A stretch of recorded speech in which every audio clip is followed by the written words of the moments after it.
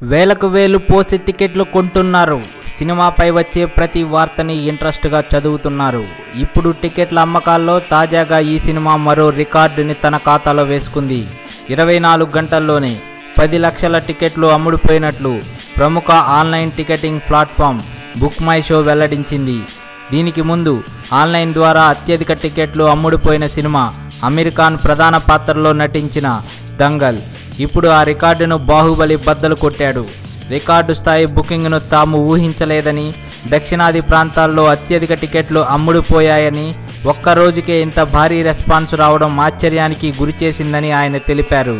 మల్టీప్లెక్స్లో ఇప్పటికే దాదాపు తొలి వారం టికెట్లు అయిపోయాయని వార్తలు వినిపిస్తున్నాయి.